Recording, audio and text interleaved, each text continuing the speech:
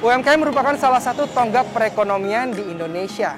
Di Kampung Cijeruk, Kecamatan Petir, Kabupaten Serang, Banten, seorang pemuda bernama Muhammad Haris telah mendedikasikan dirinya untuk berinovasi dalam sebuah karya golok Banten yang juga tidak lupa mengedepankan nilai estetikanya. Inilah dimensi ruang kita, pesona estetika golok Banten bersama saya, Erzana Meira.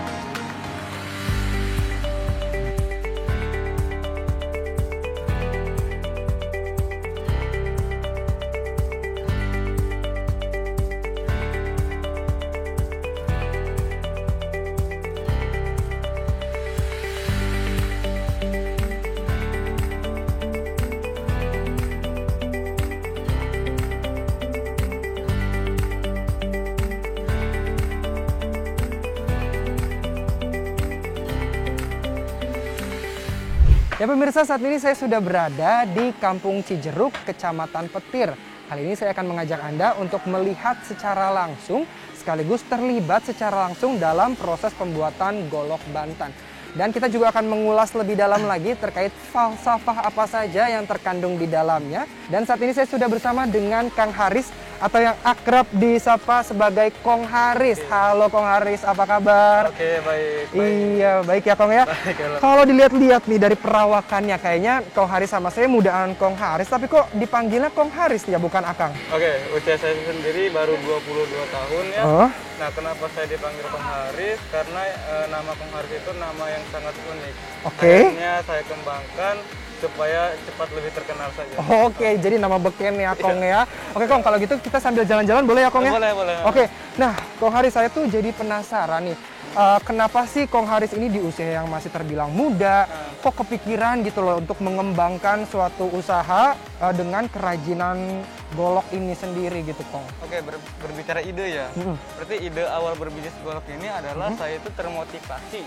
Termotivasi karena tidak punya uang jajan, karena terlahir dari keluarga sederhana ya. Akhirnya saya mencoba berbisnis apa sih yang potensial. Akhirnya saya menemukan ternyata golok ini mempunyai potensi. Setelah saya kembangkan ternyata potensial banget. Tapi dari sekian banyaknya usaha yang bisa Kong Haris kembangkan, kenapa lebih memilih golok ini dibandingkan dengan usaha-usaha lainnya? Apakah ada unsur kebudayaan juga yang terkandung di dalamnya, jadi membuat Kong Haris ini lebih berminat begitu seperti itu? Tentu saja ya, karena pertama golok ini juga nilai seni yang sangat tinggi, terus kedua juga kebutuhan juga kan. Jadi golok ini sangatlah bagus. Kebutuhan, terus seni juga bagus. Kan saya sebagai warga awam nih, ataupun orang luar Banten datang ke sini pasti sebutnya namanya golok Banten. Tapi kalau dari orang Bantennya ini sendiri, ada nama khusus nggak sih untuk sebutan golok Banten ini? Oke, berbicara nama ya. Kadang kalau orang lain tuh, orang Indonesia itu pasti mengenalnya golok itu Banten kan. Karena di Banten itu terkenal sangat goloknya. Tapi di Banten juga ada sebutan-sebutannya. Ya mungkin saya akan sebutkan beberapa saja. Mungkin yang pertama adalah golok pepetan sejati. Yang kedua adalah golok kopak rawing. Yang ketiga adalah sekarang golok yang lagi familiar di marketing langit golok ini adalah golok Garuda. Golok Garuda. Itu yang lagi kita viralkan, yang baru kita inovasi, yang baru kita keluarkan. Untuk itu dari sekian banyaknya golok yang dikaryakan di sini, itu ada berapa tahap sih Kong proses pembuatannya? Oke, berbicara tahap ya. Untuk awal mungkin adalah penempaan, penempaan bilah ya. Nah, proses yang kedua adalah proses gagang sama sarung. Yang terakhir adalah mungkin ini yang paling unik di marketing langit golok ini adalah proses mirror, yaitu finishing bilahnya bisa ngaca. Oke, bilahnya bisa ngaca. Iya, jadi nggak harus beli kaca. Nggak harus beli kaca, bisa ngaca di golok gitu ya. Oke, saya juga langsung penasaran nih untuk melihat bagaimana sih prosesnya. Boleh nggak sih Kang, saya minta bantuan Akang untuk nemenin saya keliling-keliling proses pembuatannya? Oke, boleh. Jadi kita langsung saja ke tempat penempaan bilahnya, oke? Oke, ya kalau gitu kita ke sana ya Kang ya? Oke, siap, setuju. Ini tempatnya ini memang khusus untuk proses pembuatan golok ini sendiri, Kang? Ya betul, ini adalah proses awal ya. Ini adalah udah masuk di proses penempaan bilah namanya. Ini adalah Kak Amsir namanya sebagai penempa awal. Iya, siap. Oke, kalau ini adalah sebagai penempa kedua itu Bapak siapa? Bapak Sanwani sebagai keneknya. Oke, Bapak Sanwani. Ini untuk penempaan awal bersama Kang Amsir. Iya, betul. Dan Kong Anwani ya. Oke. Wow, cukup ini juga Kang ya. Agak-agak ngeluar percikan-percikan tadi itu Oke. cukup terasa ternyata ya. Iya, betul. Nah, ini proses penempaannya ini boleh diceritakan Kong gimana prosesnya dari awal? Oke, untuk penempaan ini ada beberapa cara dan ada beberapa bahan. Kalau yang sedang kita lihat ini adalah proses tempa bilah sulangkar. Oh, bilah sulangkar. Bilah sulangkar yang kalau diasah hilang muncul lagi. Oh, Kalau diasah hilang muncul lagi. hilang muncul lagi tuh gimana tuh Kang? Bisa diceritain? Ya itu tuh lebih ke estetika dan lebih ke mistis juga. Oh gitu. Ya, jadi kalau diasah mengkilat nanti muncul lagi karat-karatnya. Oh, muncul lagi karat-karatnya terus harus diasah lagi begitu Kang? Apa gimana? Tergantung orangnya mau diasah atau enggak itu mah. Nah, kalau dari prosesnya sendiri nih tadi, seperti dilihat kalau misalkan Akang pas pada saat menempa, itu supaya nanti kita menempanya itu tidak buruk gitu Kang hasilnya. Itu ada tips-tips tertentu nggak Kang? Tergantung itunya, maksudnya bahan pembakaran, terus minyak pengapian itu. Oh. Sekarang itu bisa cepat, bisa aman. Oke. Bahannya jelek, nggak bisa ngapel. Tergantung Oke. Nah, saya mau tanya lagi nih sama Kong Haris. Iya, boleh. Kira-kira untuk tadi terkait sama bahan nih, Kong. Mendapatkannya ini bahan-bahan utamanya dari area Banten sendiri kah atau dari luar? Oke, berbicara bahan, ini kan banyak sekali bahannya ya. Tergantung permintaan dari konsumen juga kan ya. Nah, kita coba cari bahan dari bearing, bahan dari per Willis, bahan dari baja per, bahan baja modern sangat banyak. Nah, untuk berbicara bahan juga kita dapatnya kadang dari Banten, dari luar Banten juga, kayak dari Bandung, dari Jawa. Jadi kita juga nyari juga, tidak hanya dari daerah Banten. Kalau yang dari Banten ya paling juga baja per sama bearing mungkin yang mudah didapat. Oh, oke. Oke, kalau yang susah didapat kita juga nyari keluar kayak per Willis kan itu sudah langka ya, tapi ketajamannya kan luar biasa. Oh, beda ya. Ya, Jadi iya. untuk ketajamannya dari berbagai bahan pun berbeda-beda. Setuju banget. Yang paling bagus yang mana sih untuk yang ketajaman yang paling mantap lah? Ya untuk awas. Wow. Wah, ini dia prosesnya benar-benar cukup menegangkan bagi saya nih Ya. Kang. Kalau saya yang baru pertama Siap. kali tadi kayak percikan-percikannya agak bikin kaget. Nah, untuk paling tajam itu menurut saya itu adalah per Jeep Willis. Oke. Per Jeep Willis itu dia itu bahannya sudah tipis, kalau diasah itu benar-benar tajam gitu. Oke. Oke, kalau yang kita saksikan ini adalah dari baja bearing. Baja bearing. Iya, dia tadinya bulat dan sekarang bisa jadi lurus. Oke, dari bulan Iya. bisa menjadi lurus ya kan? Iya. Ini adalah 11 lapis ya. 11 lapis. Iya, ini khusus karena ini namanya bilah sulangkar. Oh. Ini tuh khusus. Jadi ada campuran kayak antek, kayak baja, kayak apapun itu nanti dicampur di sini. Yang bisa saat ini saya sedang terlibat secara langsung dalam proses penempaan bilah. Ini boleh langsung dipukul aja kan? Boleh ya. Iya. Kalau teknik, oh saya nih ke sini. Oke, boleh. Terus langsung pukul. Oke. Oh, harus lebih kuatkan nih pemirsa untuk pemukulannya.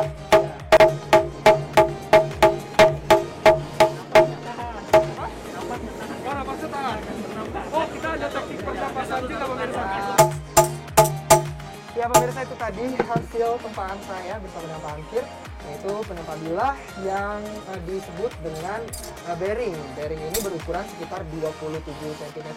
Dan di sebelah saya juga ada hasil tempaan bilah juga yang dinamakan sulangkar. Sulangkar ini memiliki keunikan, dia memiliki motif yang cukup unik dan bisa didesain sesuai dengan keinginan.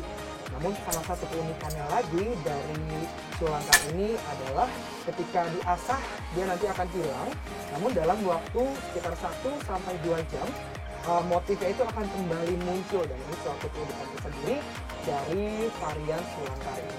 Nah, itu tadi pengalaman saya menempa bersama dengan Pak Hamsyir.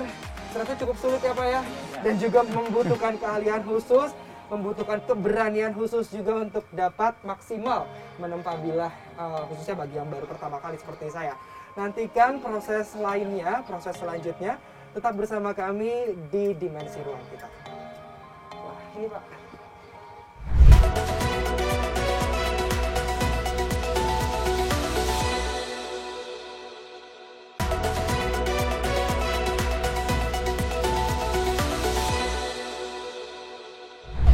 Ya Ya pemirsa, saat ini di tangan saya sudah ada hasil tempaan yang tadi sudah saya buat ya. Iya, betul. Bersama dengan Kang siapa tadi yang di sana?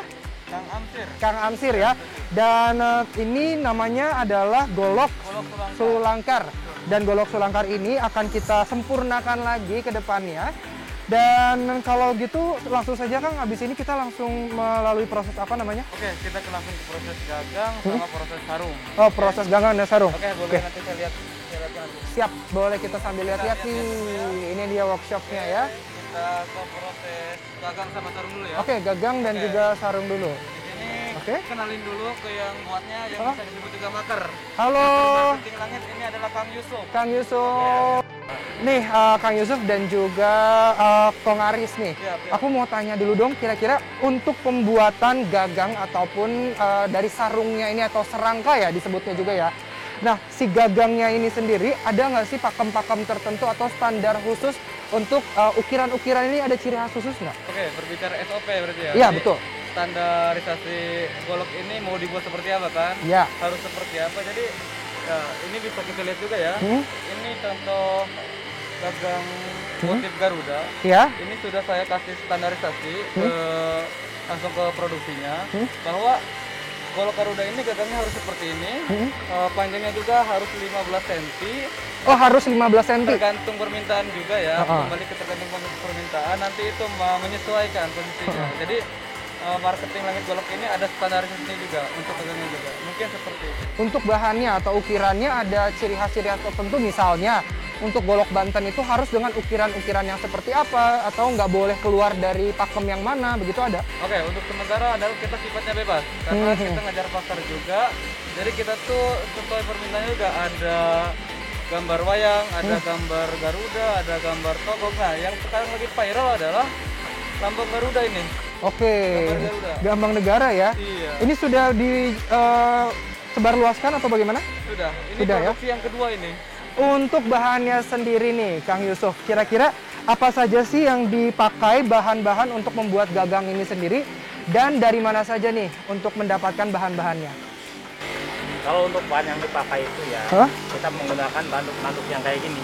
Oke, ini tanduk kerbau nih, Kang. Tanduk kerbau. Oh, besar juga ya. Oh iya, bener. Ini kopong-kopongannya gitu ya. Terus, Kang?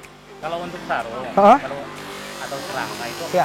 kita ambil dari sini. Hah? Kalau ini untuk handle gitu kan. Oh, berarti kalau ini tuh dari tanduk juga atau kayu? Tanduk sama. Oh, ini tanduk. Saya pikir ini kayu. Ini Oh, bukan ya? tanduk kerbau. Oke, jadi kalau tadi yang sarung, yang gagangnya itu dari tanduk, kalau ini sarung. Kalau ini untuk sarung buat Oh. soalnya kan ini goloknya panjang. Iya. Bikinnya. Jadi membutuhkan apa ya, untuk sarung itu 2 atau 3 tanduk gitu kan. Oke, jadi untuk sarung itu ada perbedaan-perbedaan untuk sarung model apa ada perbedaan apa? Kalau untuk sarung rata-rata sama aja gitu kayak gitu. Oke, kalau Kalau untuk untuk full tanduk, ini kan, Oh. ini kan nantinya full tanduk di sini. iya, tadi kan kalau kita bicara sarung atau serangka, kenapa sih Kang kok itu disebutnya bisa serangka begitu ya? Oh, kenapa Sekarang ini bisa dibuat sarung? Karena itu udah namanya gitu. Oh ya, sarung atau serangka memang sudah bahasa dari Bantennya sendiri ya, dari golok tersebut. Dan kalau untuk dari gagangnya sendiri, bahannya juga sama mendapatkannya dari tanduk ataukah ada bahan-bahan lain gitu, misalkan kayu atau bagaimana? Kayu juga bisa. Oh, jadi selain tanduk, oh Permintaannya. Heeh. Oh, disesuaikan ya dengan permintaan ya. Dan kalau untuk pendapatannya nih, dari mana saja bisa didapatkan bahan-bahan ini, Kang? Oke, berbicara bahan baku ya. Kita juga untuk di Banten tersendiri sudah kerjasama dengan para juru sembelih ya. Jadi kita sudah kita follow up baik itu dari rangkas ataupun dari serang. Nah, itu kita cari bahan bakunya dari Banten yang seperti itu. Kalau kita kesusahan cari bahan baku kayak seperti tanduk kerbau bule, kan cukup langka juga ya. Kita juga nyari keluar kota. Oke. Seperti Sumatera, ke Aceh. Jadi kita tuh bagaimana caranya si konsumen itu kita manjakan seperti itu. Saya jadi nggak sabar nih mau mencoba membuat secara langsung, boleh saya terlibat? Oh, mau proses pembuatan gagang? Boleh. Oke, sangat boleh. Oke, boleh ya. Oke. Apa saja nih Kang yang harus saya lakukan? Pertama, pegang dulu. Ini pegang dulu. Heeh. Pakai alat yang ini. Yang ini. Terus? Cuman kan untuk pembuatan kayak ini kan paruh ya. Oh. Pembuatan paruh ya. Ini kan udah hampir selesai nih, Mas. Heeh. Tinggal yang bagian lain, tinggal sekarang pakai kikir aja.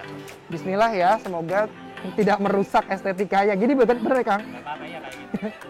Gini bener? Oke. Dikikir sampai halus ya Kang ya? Sampai halus merata. Sampai rata. Oh ini proses pengikirannya. Selain dikikir tadi juga sudah dilakukan pemahatan ya Kang ya? Karena nanti prosesnya sebenarnya masih panjang lagi pemirsa. Dan setelah tadi dari bahan mentah seperti ini tadi betul ya, nanti dipotong dulu tanduknya. Setelah dipotong tanduknya kemudian dilakukan pemahatan sehingga terbentuk seperti ini. Dan tadi saya sudah mencoba mengikir juga. Nanti setelah dikikir tadi apa namanya?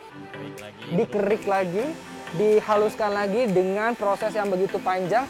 Sehingga sepertinya kita akan langsung menuju proses berikutnya seperti itu ya Kang ya? Oke. Untuk proses gagang dan sarung sudah cukup ya. Kalau misalkan ditarik dari unsur budayanya itu sendiri, apakah masing-masing golok ataupun sarung atau serangka itu ada memiliki makna tersendiri, Kang? Ya itu sesuai permintaan juga sih sebenarnya. Oke, kalau begitu. Langsung saja kalau gitu kita mencari lagi, melihat lagi proses selanjutnya. Ini setelah ini apa, Kang? Oke, kan tadi setelah penempaan juga udah, ke gagang udah, ke sarung juga udah. Biasanya akan ada proses tahap finishing. Ya. Jadi setelah penempaan, gagang sama sarung itu nanti ada yang namanya mengkilatin. Mengkilatin ya, Bila. finishing begitu Oke, ya. tapi ini kembali lagi, ini kan tadi yang sudah ditempa ya tadi Iya. ya. Ini kan yang tadi sama Kang Amsir tempa, hasil tempaan bilas selangkar. Ini hasilnya. Heeh. Dan ini akan dimasukin ke gagang sini, ini nanti akan dibor, oke. Heeh. Nanti juga ini bahan sarungnya seperti ini. Heeh. Ini kan sudah kopong, nanti tinggal dibentuk saja ya. Heeh. Nah, nanti akan seperti jadi golok, nanti ada hasil. Atau langkah selanjutnya ada apa, Kang? Proses finishing. Finishing ya? Katakan itu namanya mirror. Mirror yang tadi bisa ngaca-ngaca di golok Inilah begitu yang ya. sangat unik di masa Iya. langit golok ini. Siap. Oke, kalau gitu langsung aja kita mengarah ke sana ya. Iya, untuk pengemasannya sendiri kita di sini pakai pengemasannya ada kardus bekas yang pertama ya, ada bubble, juga ada lakban terutama ya. Nah, pengemasannya ini kenapa penting sekali dalam pengemasan produk golok? Karena untuk menjaga kerusakan dari luar maupun dari dalam. Ya, dan kemasan produk ini kita menggunakan bubble ya, karena kan kalau misalkan kita ke luar negeri itu harus tebal dan menggunakan bubble-nya itu sangat berlipat-lipat gitu agar tidak terjadi kerusakan. Nah, untuk packingannya itu sendiri, kalau misalkan menyesuaikan produk ya, kalau misalkan produknya kecil berarti packingannya itu kecil. Kalau misalkan produknya itu besar seperti golok ini dan packingannya itu juga harus besar. Nah, packingannya itu sendiri kita itu ada yang menggunakan warna hitam, ada yang menggunakan warna coklat untuk kardusnya itu sendiri. Nah, bagaimana sih caranya agar bisa ke luar negeri itu bisa aman ya?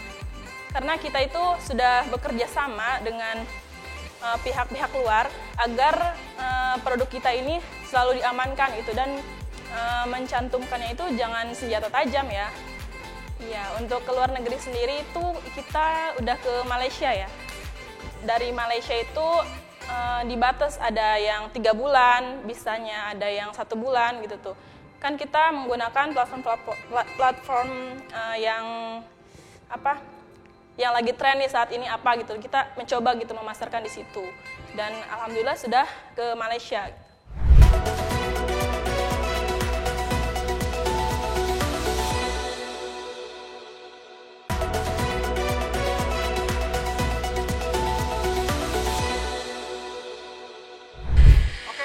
Halo Mas. Taufik, apa kabar? Alhamdulillah sehat, baik. Sehat ya? Alhamdulillah. Kang, boleh diceritakan dong, tadi kan sudah diberi mandat ya, Ya. oleh Kang Aris untuk proses finishingnya. Boleh diceritakan mungkin ke teman-teman yang menyaksikan? Oke, jadi proses finishing dari golok ini ada beberapa tahap sebenarnya ya.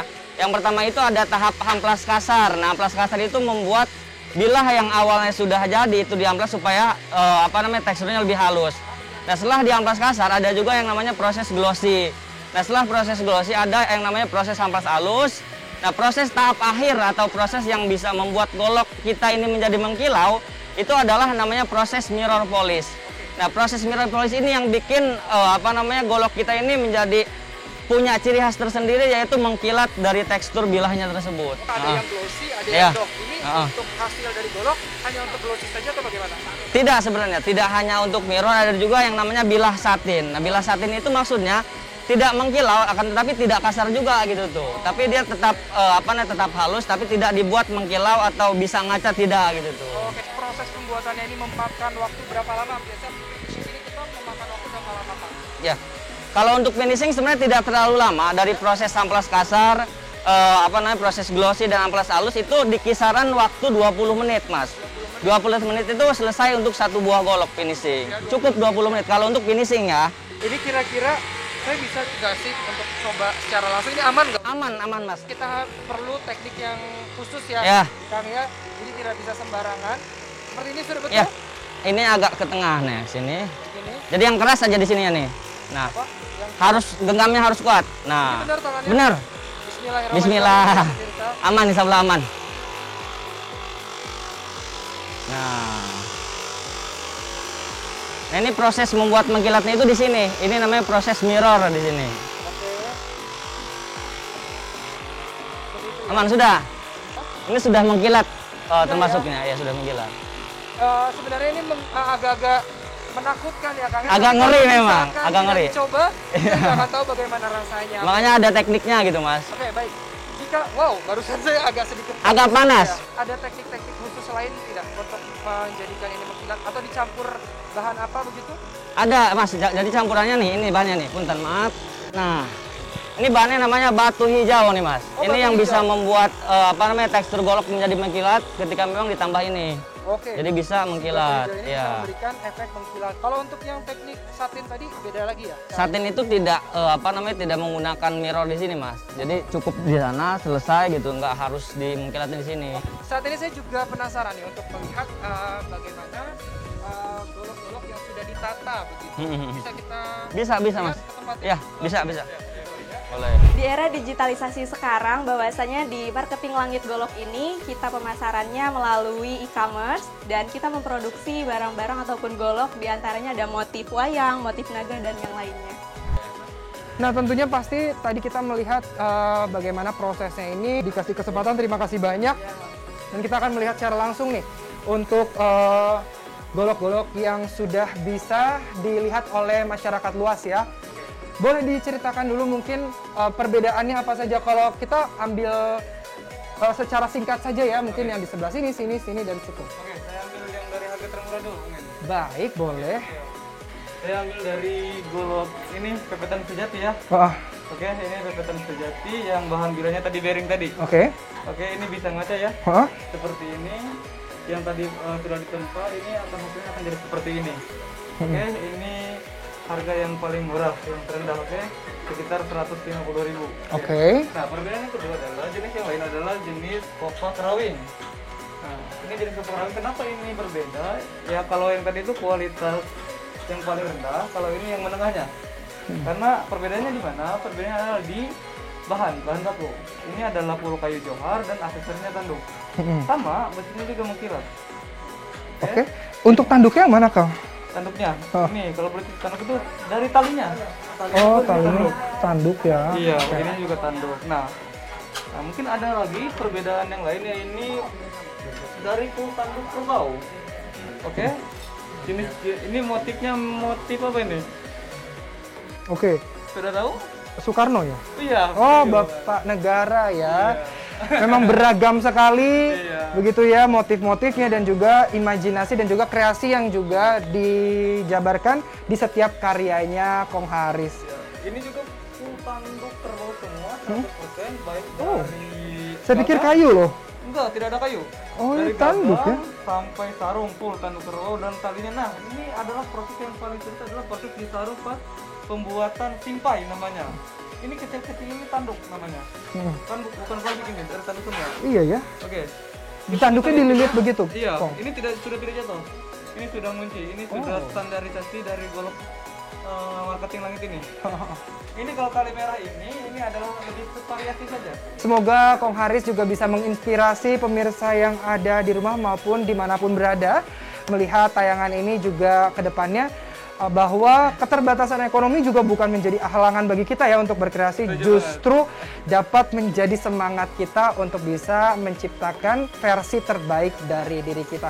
Terima kasih banyak kepada Kong Haris sudah menyempatkan waktunya untuk ngobrol-ngobrol bersama kita di sini, tentunya di dalam program Dimensi Ruang Kita TVRI DKI Jakarta. Semoga juga pemirsa yang menyaksikan juga bisa menambah wawasan lagi ketika sudah melihat secara langsung ya proses pembuatan golok Banten ini. Dan semoga kedepannya golok Banten juga semakin dikenal oleh masyarakat luas. Ya pemirsa, demikian episode Dimensi Ruang Kita, Pesona Estetika Golok Banten. Saya Erzan Amira akan melintasi dimensi ruang kita yang lainnya. Sampai jumpa.